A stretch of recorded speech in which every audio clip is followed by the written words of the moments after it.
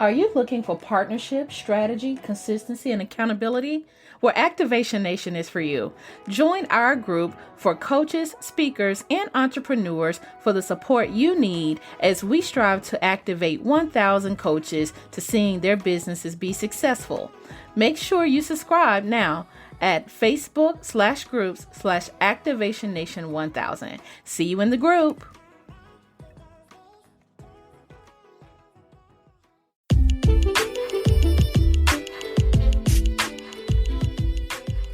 Tune in for the activation required to make an impact through your purpose at work and in the world.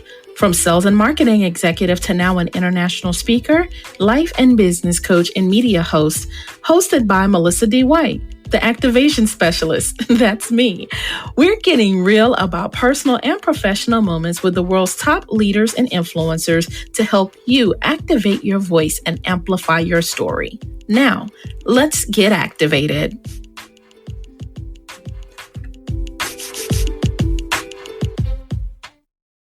Hello and welcome back for another episode of the Activation Hour. I'm your girl, Melissa D., host of the Activation Hour, motivational speaker, coach, and we are still locked in. Season 2 is not over just yet. We're ready to lock into a conversation this week that is much needed, but very difficult to have. And that's about managing transition. This topic is important not only personally, but professionally, as many of you are dealing with the world opening back up. In this season 2 of Unlearning, we've talked about a lot of things from self-awareness to managing stress, people pleasing, and so many things in between. And this week, I picked this topic, much like the others, because of our theme of what? Unlearning. I have had to unlearn so many things in this season, and you guys, our amazing audience, our Activation Nation, have been on the journey with me and sharing your own stories of unlearning. This episode is no different. We're tuned in with my guest this week, therapist, coach, motivational speaker, and youth advocate, Coty Martin.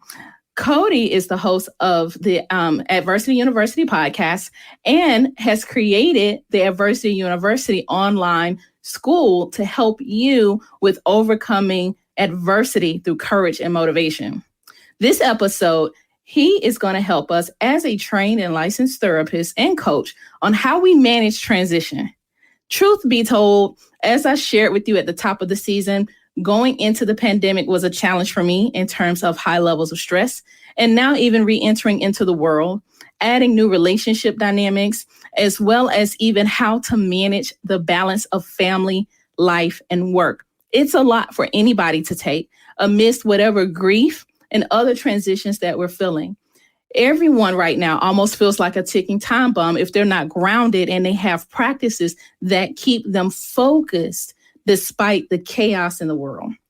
So we're tuned in this week again with Coty Martin, a mental health professional, on how to cope with major changes of adversity and how to keep some sense of balance for your mental and emotional health.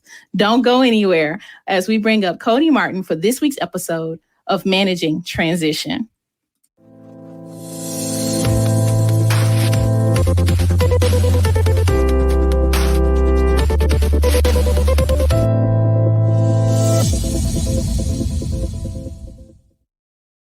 Hey, Coty Martin, how are you? What's going on, Melissa D? How you doing? Now, you must really know somebody if you get away with calling them their whole name. And this episode will really be a lot like you sitting in just on two friends talking. Coty is an amazing professional in his own right, but we have so many just brother, sisterly, candid conversations about the world. We've been holding each other accountable to a T for about, 2 years now, Coty? Yeah. Something like that. Yeah, about 2 years. Ongoing, like consecutively, like very real from day one when we met in a collaborative effort for our mutual nonprofit organizations, mine with Righting Our Wrongs and his with, courage and motivation and what he does with young people, with youth, with young men. I mean, it's astounding. I'll let him tell you more about that program. Coty has been, honestly, everybody needs a friend who will really like call you out on your stuff, but then like help you clean it up.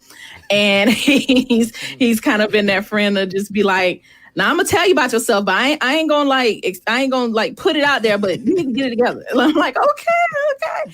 And you need strong friendships like that. But I've also seen him do the same for men and women through his mental health practice as well as youth.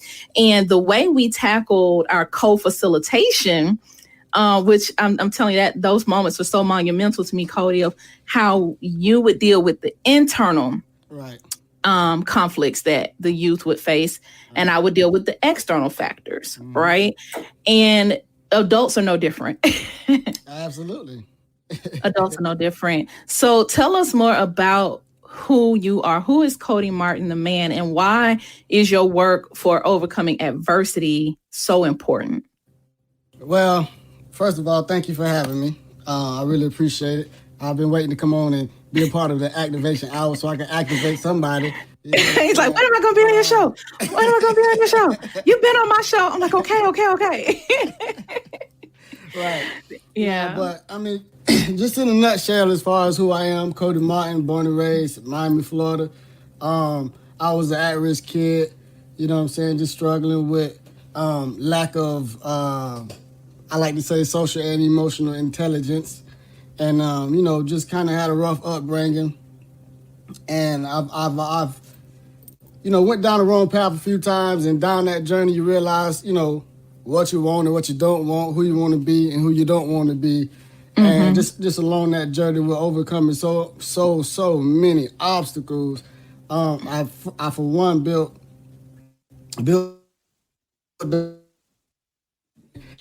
and being able to pursue and maneuver through the world. I've definitely gathered some tough skin and a whole lot of experience along the way that I feel obligated to share with, not only just young people, but just people in general, because, a lot of people struggle, but a lot of people suffer in silence, as I like to call it. They don't like to speak up. If they're dealing with certain things, they look at it as a sign of weakness, to open their mouth and admit that they're going through those things. And a lot of time that has a negative effect on them long term. That's why young people become older people with issues. So it's important for me. Like I said, I just feel obligated in the sense of, when you know better, you do better. And I've learned from mistakes. Every situation I kind of fell short on, I've learned from that. And it just was one of those things that built up over time, pile on top of pile on top of pile, to, not only have the experience, but you have the knowledge and the expertise to be able to help people through certain situations. If I can see it clear, then I'm going to tell you I can see it clear because I know that I can help you through it. So this is kind of like who I am and, why I'm so passionate about the things that I do in terms of courage and motivation and Adversity University. So I gotta ask you, you've touched so many lives through your platform. I mean, dynamic motivational speaker. You've worked with youth and with adults alike, but you're also a licensed counselor or therapist. But why did you choose specifically therapy as your way, or counseling as your mechanism of being a change or affecting change and helping people manage life struggles, life transitions? Why therapy? Because therapy is one of the things, I'm not just going to, in our community, when you talk about therapy, it's one of the things that's kind of frowned upon. But, I use the example all the time, when you get sick, you go to the hospital and go to the doctor to check on your physical health, right? We oftentimes get sick, you know what I'm saying, in a sense, mentally, and we need to check on our mental health in addition to our physical health because it's just important. I chose therapy, like I said, it's a passion of mine because along the journey, my life journey, I've always had some form of therapy. It wasn't really therapy, but I've always had a mentor, somebody that'll kind of guide me in the right direction.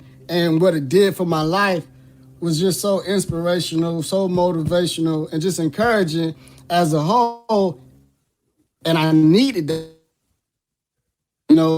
Sorry, I was on my own at the age of 13, going on 14 years old. And from that time, you know what I'm saying, I've had to learn a whole lot. And I realized that the mental is just important, if not more important than anything else on the body. And along that journey, I could have went crazy a few times. You know what I'm saying? But again, I was always able to have different ways to cope. Always had different individuals to motivate me and encourage me, to inspire me, just to kind of seek the next stage of life. I never was one that settled, and I don't think that nobody should settle. You understand what I'm saying? But when you don't have the knowledge, when you don't have the skill, when you don't have the information, it's hard for you to know how to maneuver. It's hard for you to, get to the exact path that you intend on being on. You don't know how to get there if you don't have the knowledge and the information. Help individuals mentally. I think what I like that you're touching on that about therapy, because it's giving you a toolkit that you may not have.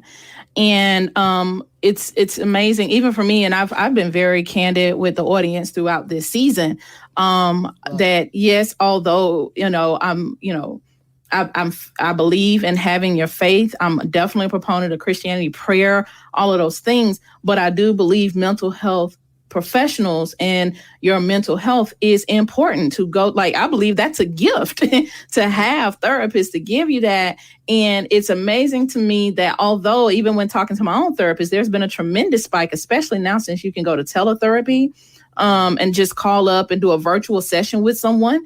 And you're dealing with so many points of trauma right now. You talk about, social justice issues. I mean, it's traumatic to watch somebody getting killed on social media. It's traumatic to be Black in America. It's traumatic to be raising children and doing virtual learning.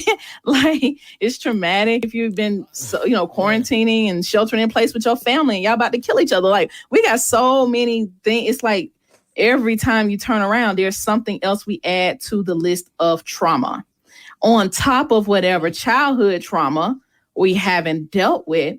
And so one of the reasons why I wanted to get you in on this conversation, you and I talked very candidly about our upbringing. You talked just now about being, on your own at 14 years old. And you share those stories with not only young people, but with adults about, hey, the decisions I made at that point affected the trajectory of where I am today.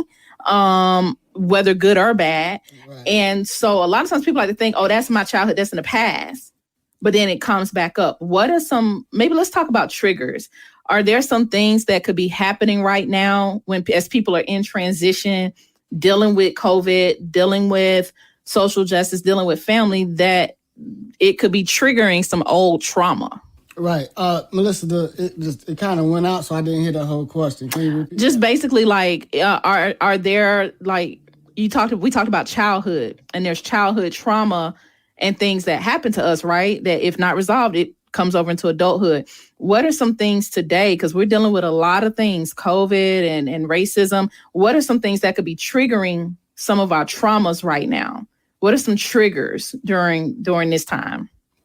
Well, it just kind of depends on just the situation, the dynamic, right? So when you talk about certain triggers, when you're dealing with COVID, we're stuck in the house, right? So it depends. It depends on if I'm talking to the person with a kid, with wife and kids, or if I'm talking to the person that's just kind of at home, alone. And it's just I'm alone. But when you talk about certain situations in terms of just a family dynamic, right? You have individuals that has dealt with some type of trauma, whether that's home related, family related, right? So there's things that literally can trigger an individual from being home, stuck, confined within those four walls at their home, and certain situations when you're talking about like school, homework situation. I could use an example with me and myself, with my daughter.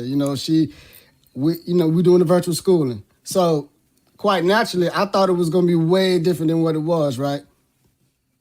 So when you're sitting there, you're doing the work, I'm thinking that they're gonna, go through, the teacher's gonna be with them all day, but it's not like that.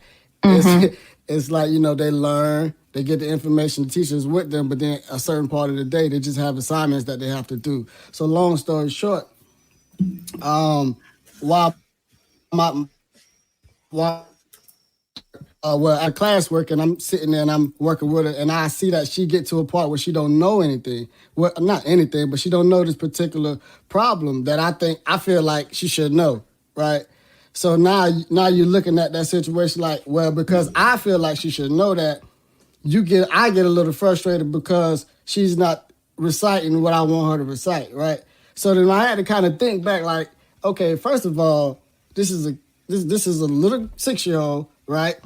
She's transitioning from kindergarten to first grade. She don't know this information. It's not like you're teaching the first grader, you're teaching the kindergarten, right? That's number one. And just because you think that your child should know something doesn't mean that she actually know that information, and doesn't mean that she was ever taught that information. So you just can't expect for her to know the situation. Then I started thinking about, okay, why am I frustrated about this? And I'm going to tell you exactly why. Because when I was young, and my mom used to, that's the same type of emotion and feeling that I had. She expected me to know certain things that I didn't know, and if I didn't know it, she felt the kind of way. So immediately I understood that it was a trigger in me, allowing me to get frustrated because my 6-year-old child don't know some information. So what do? I have to bring it back. I have to pause. Okay, I have to reapproach the whole situation. And make sure that I'm delivering what I need to deliver, and she's receiving it how she needs to receive it, versus me put my frustrations and my past trauma onto her. Let me reapproach the situation, readjust.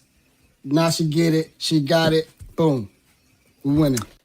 That's so good. I like that you use that example, because I'm sure there are some parents, guardians that are listening to this, maybe even some educators themselves, because there's now this frustration of having to teach in a very non-traditional way that you're not accustomed to. That's so, we had a previous episode with a good friend of mine, Valerie Sargent, who's a specialist in emotional intelligence. And your EQ, your emotional intelligence kicked in and said, hey, wait a minute, this is a child. She's 6 years old. Why? Like, what is it in me that's frustrated with her? So let me do the work to identify my trigger. It's not her fault. And the fact that you can equate it back to something else. I think a part of managing transition is to relate it back to something that has happened to you before. It may not be the exact type of situation, right? But something similar. Like you were able to go back to a similar situation from your childhood. Like, wait, I've seen this before, right? So for me with COVID, although we've never seen anything like this ever before, but the only thing I could relate it back to was dealing with transition and points in my own personal history when I had to deal with grief or sickness or something like that. And I realized, like, trying to be like overly protective of my own elderly grandmother, that brought me back to losing another grandparent. It was like, wait, I felt this fear before. I felt this trauma before, this anxiety before. And so then you have to wonder, okay, what did I do that time? Was it a healthy response? And how do I find a healthy response? Sometimes we don't know how to do that. And that's where people like Coty come in. You can't be your own therapist. Talk about that, Coty, because there's a lot of people trying to be self-therapists and self-counselors and self-medicate, and it's very dangerous. Why is that? It's dangerous for a number of reasons, Melissa. And this is something that a therapist can tell you. I'm a therapist and I can't be my own therapist, right? It's one of them situations that you can't, just because you know the information, right? You have the information doesn't mean that create that. I mean, you can create that clarity, but you're not the person. You need to go to somebody that can see things through another lens, right? So you can't see certain things through a certain lens, so you'll never catch those things. You'll never catch those things. So now, because you're thinking you're helping yourself because you think you might have the information, you're actually hurting yourself because you're selling yourself short. When you can actually go to a professional who can literally connect the dots. You know, we're trained professionals. We know what questions to ask you. We know the information to gather. We know, Right. you know what I'm saying, how to literally connect the dots to get you to see the picture that we see, basically. You know, because if somebody, you can sit in front of somebody and they can paint the picture that you don't see, that's going to do you more good than it's going to do you bad. But if you continue to operate throughout life and just looking at it through your own lens and thinking that, you know what you, then you're selling yourself short. So when you go through those traumatic experiences or you go through things that, you know, somebody that you absolutely can't help yourself through, now you're stuck. And now you're suffering in silence because you're thinking you know everything, but you don't know everything. It's just that you just kind of been fortunate enough to not bump your head on certain things that you actually think you know. You understand what I'm saying? Mm-hmm. You know, I have a word for that, right? What's the word for that? Pride. Pride, absolutely. Pride, ego. I know it. I got it. I don't need help. I don't need nobody telling me what to do. I mean, we all do. Yeah. Yeah, you know, because we all got to put on that strong face. You know what I'm saying? And we think that for society, we got to be a certain way. We think that, okay, well, I'm an entrepreneur. I can't be so nice, you know what I'm saying, all the time. Or I can't show myself as vulnerable because this is who I am. This is what I built up to be. But, man, that's just external stuff, man. That's so true. You can easily break somebody down once you get into their mental and what's going on with them internal. You know what I'm saying? You can break through that hard shell that people, you know, put up, but it's all about really just kind of honing in and really getting to the internal versus always focusing on the external. The external is the external, man. What's good with you inside? Let's figure that out. What's going on with you mentally, man? You feel me? So it's a little different, you know? Yeah, you know, we can dress it up real good. we can really dress it up, put perfume, cologne on it, put some makeup on it, some fresh clothes. And there's a lot of hurting people that look real pretty on the outside. And I think one thing, I can't talk about transition without talking about, you know, just even the stress of leaving the house. I've seen family members, my mom's gonna kill me, but I mean, my own mother, like she literally had this trauma and stress of leaving the house during COVID. And that was a very real thing to see a loved one. Like it hurts to see a loved one feel that way. So it's like, I don't know what to do to help you. I don't have the tools to coach you through going to the store or, you know, as an educator now, you know, not wanting to go back into your classroom. Even for me, like, you know, last month I had to return to my office daily. And even mentally, what did that look like? That we got some good comments coming through for you, Coty. This is amazing. This obviously we hit a very sore spot with people. Pastor Rachel Senior said the internal. Yes, that's what's important. We don't deal with that enough. And we can't, and oftentimes we're impatient with people and you don't know the hidden struggle that they're going through. There's several other comments here I see from Jojo Willens. Jojo said, yes, hurt blinds us to seeing others' perspectives. And help, especially a healthy perspective. If you yourself have a dirty lens or filter just because of hurt and trauma, then you may not be seeing someone else's hurt through a clear lens. Because you can't even see your own hurt. So you're sure not seeing somebody else, especially the people you love, because they're too close to the situation. Leslie Moselle said, yes, I had to get some help. It was healthy for me. I think we need to normalize speaking up and getting help and saying, I'm not okay. It has taken me, what they say, I was today years old. I was probably today years old when I finally was able to tell people. It would like literally people ask me, hey, Melissa, how you doing? I'd be like, I'm not okay. And they're like, what? I was like, I'm not okay, but I will be. Like I've become so radically honest about that. And you know that. You'll come, you're like, man, nah, you can't lie to me. You can't lie to me. And it was the healthiest, most freeing thing because I was walking around like a pressure cooker. And there's a lot of people that are like that right now. And but you know what? It shows up in so many different aspects of your life, man.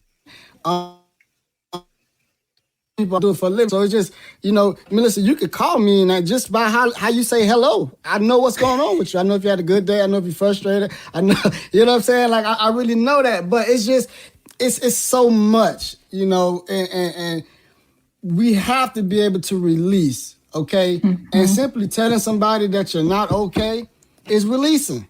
When you hold that stuff in, it's going to affect you so much. I'm talking about health-wise. So you got to think about your health. Because you holding all that stuff in, pressure bursts pipes. Period, point blank. It happens over and over and over again. You got to be able to release. Man, we're like a balloon.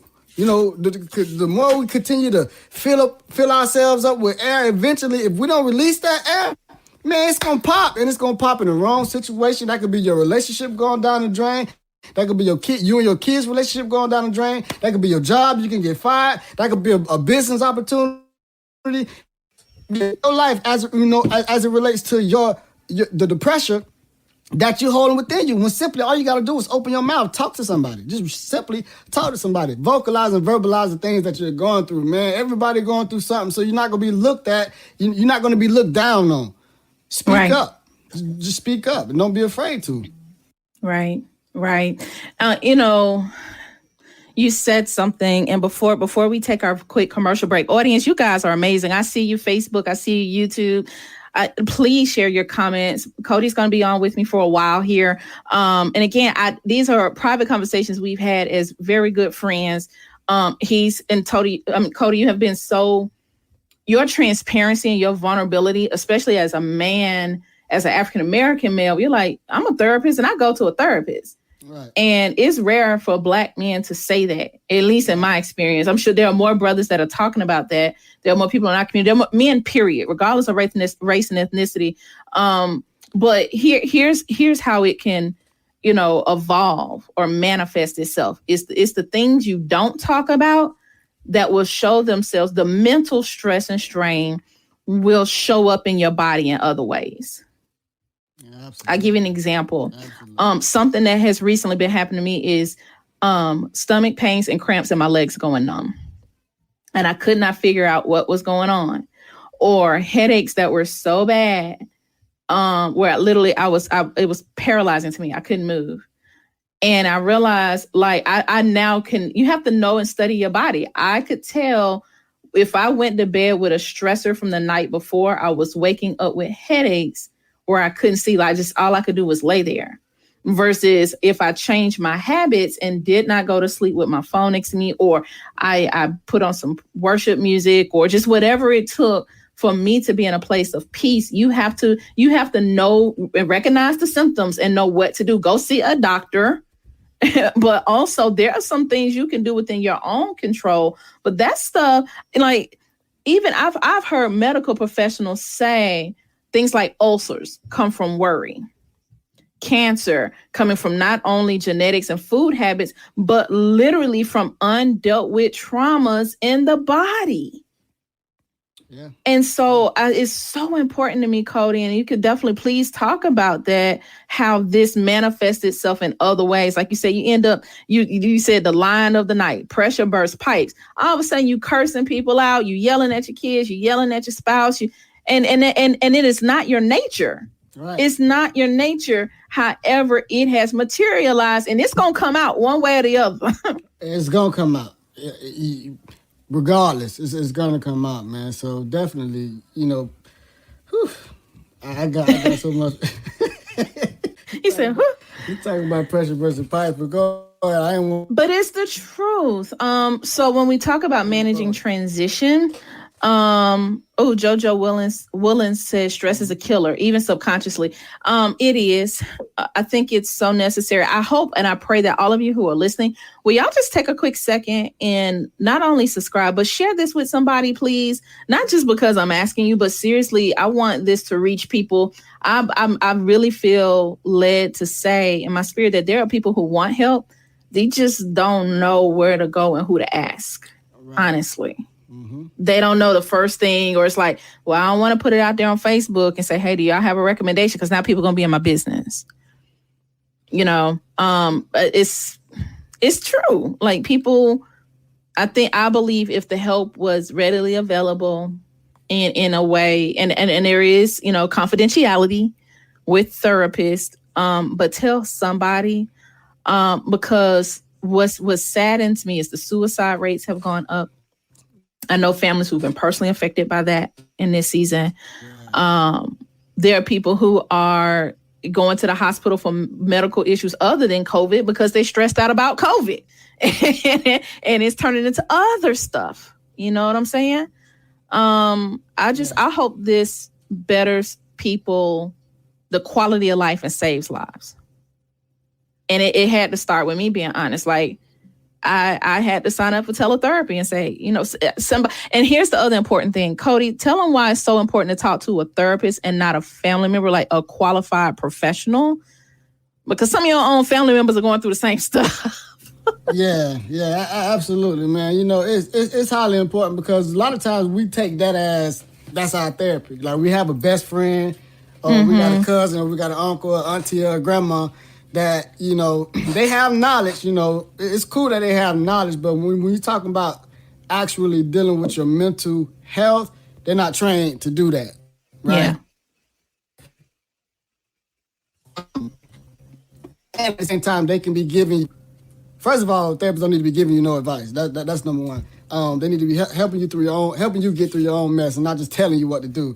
That's number one. And the majority of the time, when we go to talk to our friends, our homeboys, our homegirls, they're giving us advice, and we're taking that advice as law, and we can't do nothing about it when things go left when we take their advice. You know what I'm saying? So, continue to talk to your people. Let that be your release, because we all got a release. But at the same time, don't use that as your end all be all, because they're not trained to get you through the things that you need to get through, or help guide you in the way that they need to. And another thing, because most people are fearful of actually going to therapy because they don't have the knowledge of the confidentiality or the HIPAA laws. They think that, okay, I'm good to no strength that I don't know. They put all my business in the street. Well, for one, that's illegal for them to do that. So if that was ever a thought, X that out. Okay, go talk to somebody if that was the reason that you felt like you didn't want to. It's illegal for them to put your information or say anything about the conversation that y'all have unless you going to harm yourself or somebody else. Yeah. So, just want to. You just said something. I want you to kind of elaborate on that. You said therapists don't need to give you advice. What do they need to do instead? I want people to hear that very clearly. You don't go to a therapist for advice. Yeah, they're supposed to give you what? Right, guidance. They're just going to guide you through whatever it is that you're going through. Right, gather the information that they need to gather to connect those dots and help you see straight. Versus, well, I was gonna say something else. Well, okay, and then I'm doing this for clarity. I'm hoping that this really educates and now prompts people to take action, just like you had to and like I had to in terms of therapy. But there's a very distinct difference between advice and guidance. Advice is somebody telling you what they would do. Guidance is giving you tools to make the right decision for what you should do. Absolutely. Am I right? Absolutely. You're right. Because we want to give you the skills and the tools to take, post visiting us. You know what I'm saying? We only gonna be in your life for a season. Okay, when we're done, you need to be able to carry on, certain skills and certain tools to be able to maneuver through your life. Because at the end of the day, it's just the reality of it. You're not gonna have the same therapist for 30 years. It just don't happen like that. So you got to be able to, whatever time span that you're going to be working with that therapist, you still need to be able to get those tools and those skills so that you can be able to maneuver on your own without that therapist. And if you feel like you fall short, it's okay. We all fall short. Go back to that therapist, get a reboot. So we have a question, Coty, that you walked right into it with that last statement. JoJo said, what about someone you may know that has been in therapy for years and still not doing the work to heal? What do you do about that? What do you do about what now? Someone that you know that's been going to therapy for years. For years. and they're not doing the work to heal. They just go into therapy with no healing. So it's a couple of different ways I could go with that. For one, they may need to seek another therapist. That's an option. For two, that person may just need an accountability partner. Maybe they're going to therapy. Maybe some of those are reasons why they go to therapy. So you can't judge them in a sense. We so quick to look at people and say what they're not doing, but we don't think to why. Like, why are they doing these things? We got to kind of get over the, okay, you ain't doing that, you're not doing that, and get to the why. There may be a reason. Maybe that's a reason that maybe that's one of the reasons. Some of the reasons that they're actually going to therapy is because they are if they've been going to therapy for years and they're not doing the work to get better and nothing is changing, then, Melissa, I say all the time, the definition of insanity, doing the same thing over and over again, expecting different results. So that person, or you may need to encourage that person to just try different options. It's okay. It's not a bad thing. They can go out there and see if they can build a better rapport with another therapist, get a stronger relationship with another therapist, with the need of him, you know what I'm saying, as to what they do. Maybe that therapist can help them more than the other one can. Explore that option versus just going to the same person over and over again for years. But there could be plenty different factors with that. It could be price. It could be insurance. It could be so much that goes along with that. But at the end of the day, if a person is doing something and they're going to therapy for years, right? And they're not doing the actual steps or the actions required of them to get better, then something else needs to be evaluated. You need to evaluate something else. So I would encourage that. Yeah. To help. Yeah. Don't just telling people they ain't doing what they're supposed to be doing. That's not going to help the situation, but just encourage them, be supportive. Don't judge. I like you said it. Don't judge. Listen, guys, don't go anywhere. You have been an amazing audience. You guys are always locked in, sharing great comments. I see you, Facebook family. I see you, YouTube family. Thank you for showing the love and for your amazing questions for therapist, coach, and motivational speaker, Coty Martin. When we come back, I want to specifically talk about going back into the world. Like how do we manage that trauma? Because there's some very real precautions and some fears, not just for our kids going to school, but for parents returning to work, for like trying to have some sense of normalcy or social life, for goodness sake, like any of that stuff. So guys, don't go anywhere. This is your chance right now while I'm on a very quick break to share this, tag someone, have a watch party. But we want to make sure that you manage your transition with the ultimate guidance and advice and feedback on how to do that in a healthy way. All right. We'll be right back. You're tuned in with the Activation Hour. I'm your girl, Melissa D, joined with Coty Martin.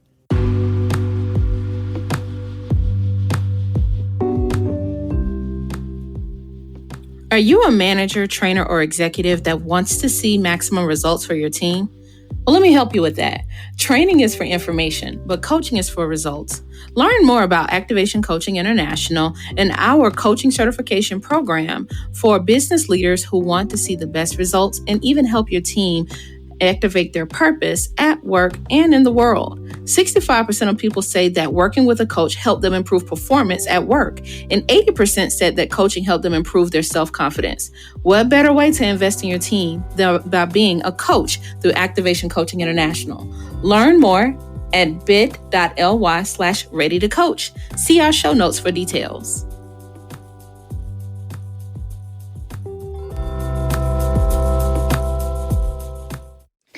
All right, family, we're rounding out this episode on managing transition, and I am joined with my dear friend and brother, professional counselor, therapist, motivational speaker, Mr. Adversity University, Courage and Motivation, all of that. Yeah.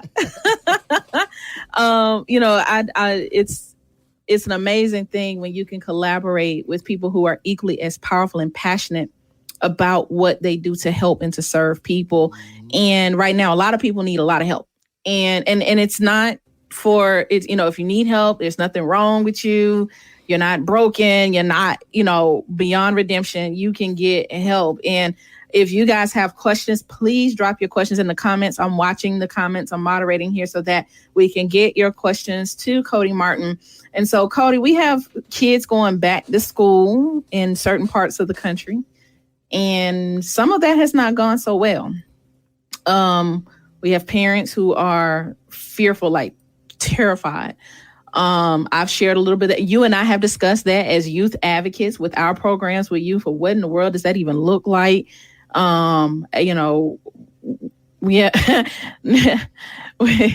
Naya said, moms need help. Dads too. Cody, you just told your dad's story. Right. Come help me. Please. Get these kids. What Bernie may say, somebody come get these kids. But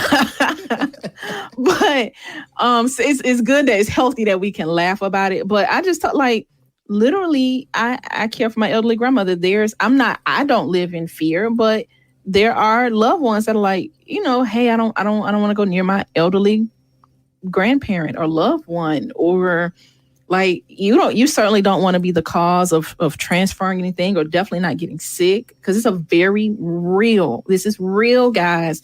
Coty, talk about managing some of that transition of going back into the world. Can I go places? Should I sit in there? Can I be around people? Because people are scared.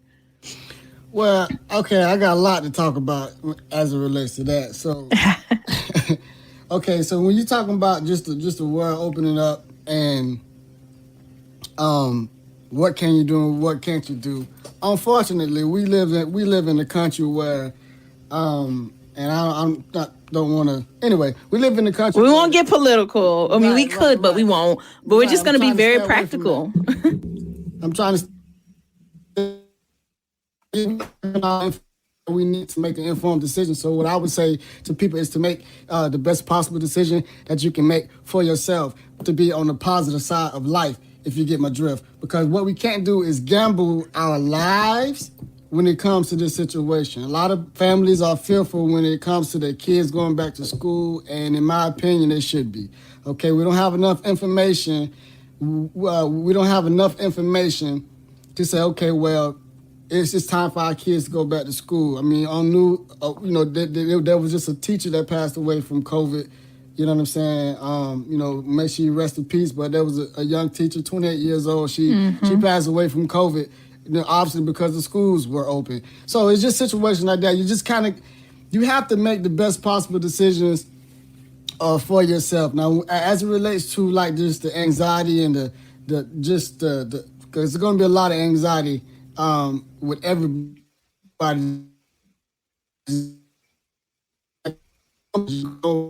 may be a person that mask up all the time, walk next to somebody or be next to a few people that don't have their mask.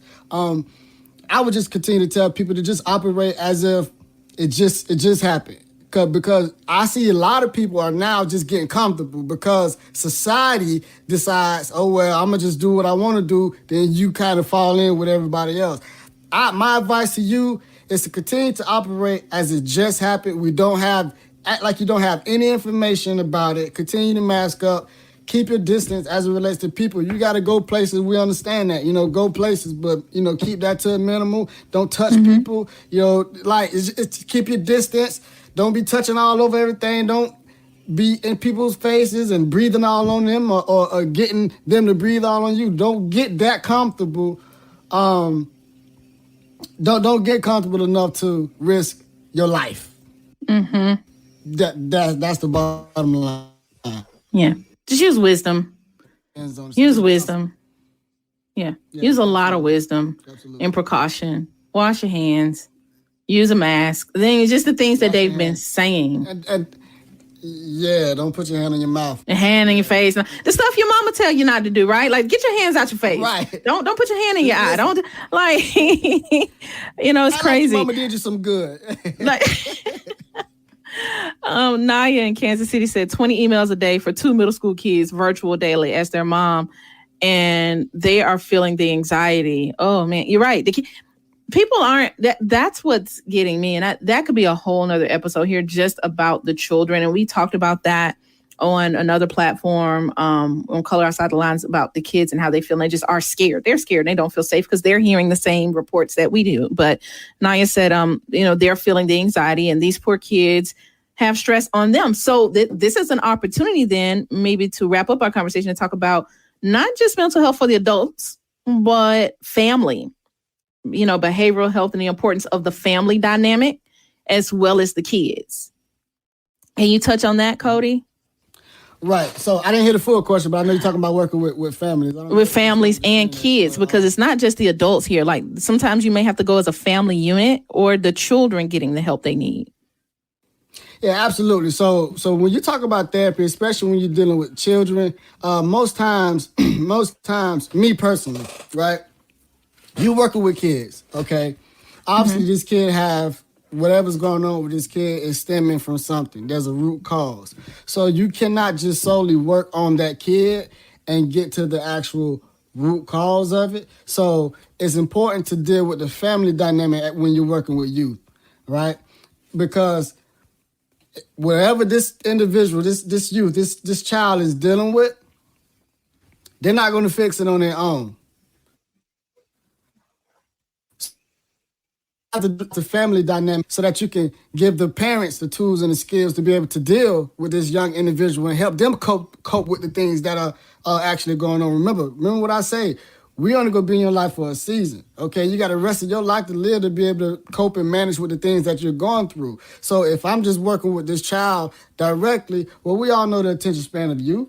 They're gonna forget that thing like it was never told to them. We talk about coping skills and different mechanisms to deal with. But we're going to train the parent. If they got siblings, we work with the siblings. So everybody can be on the same page. It goes back to not only just your mental health, but the social and emotional intelligence. If we're aware as to what's going on, then we're not so quick to judge that situation, right?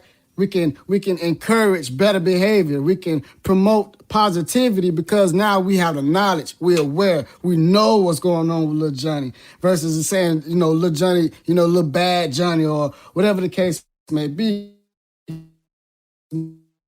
Bad, they're just misguided. So we got to help guide them. And this is the purpose of them going to therapy. So the therapist can help guide them and help the parent help give the parents the tool to be able to guide them as well. And if, little Susie, Johnny's sister, start having similar issues, guess what? The parent is equipped to deal with it now.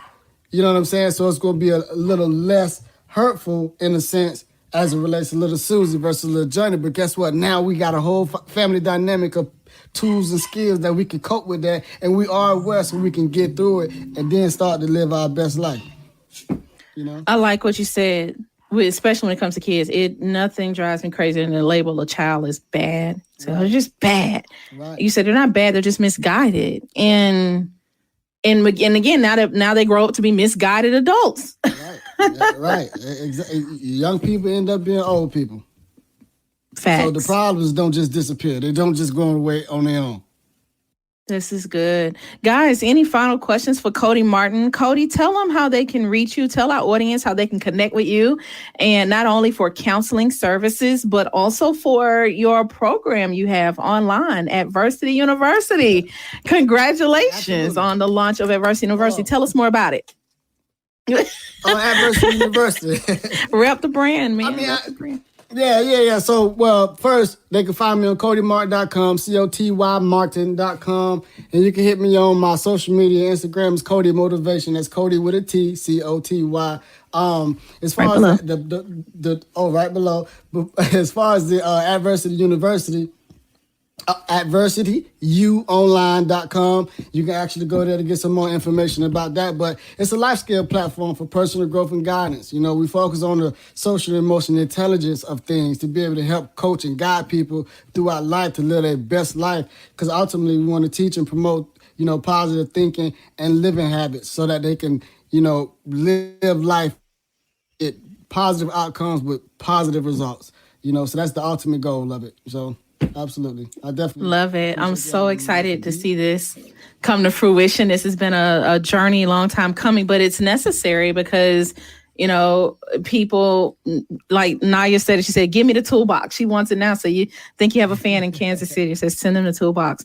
But seriously, guys, if not Coty, somebody, just, I encourage you to get the support to manage the transition. There are some things that you won't be able to go over or go around or go under. Some things you just will have to go through, but that doesn't mean you have to go through it alone. Okay. Yeah, absolutely. Especially in a world with so much grief and so much trauma. We have to be a little kinder to one another. I'm thinking about and reminded daily of, our dear brother Chadwick Boseman and how he suffered, like maybe not in silence, those closest to him, but he worked to the very end, and people were so mean and so heartless in their social media comments, not knowing this man was fighting for his life. Treat everybody like they are fighting for their lives. Absolutely. Everybody is fighting an unseen battle. That's that lack of social emotional intelligence. You understand what I'm saying? When you're aware, you don't just judge people. You shouldn't just be so quick to judge people because you don't know what nobody's going through.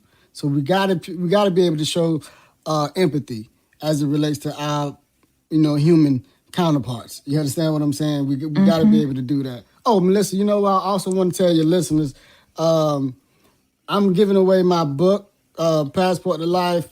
Show them a book. To a Positive Mindset. It's an ebook. It's an ebook. You can go to CotyMartin.com/shop, or you can just go to the website, click on the shop, go to the ebook.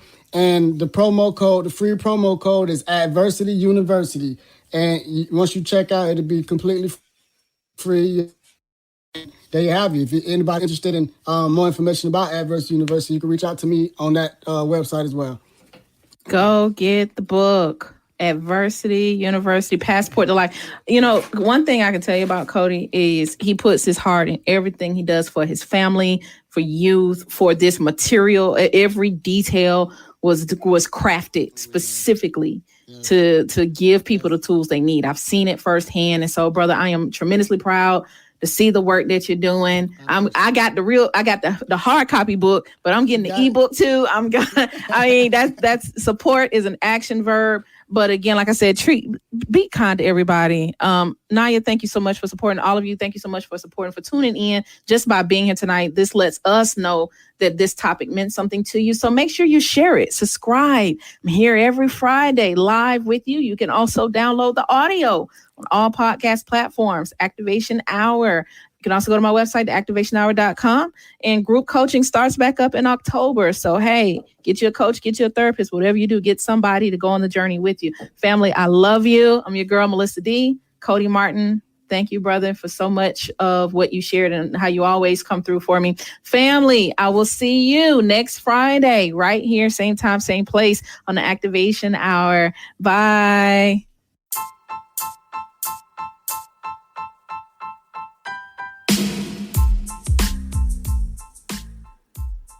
If you love this episode, please make sure to subscribe, turn on your notifications, and share with a friend. Also, if you really want to get behind the scenes, go now to our YouTube channel at The Activation Hour. The link is found in the show notes for you to actually see my guests live and in person, and to even catch more details of our conversation behind the scenes. Stay connected and join us next time for The Activation Hour, Purpose at Work and in the World.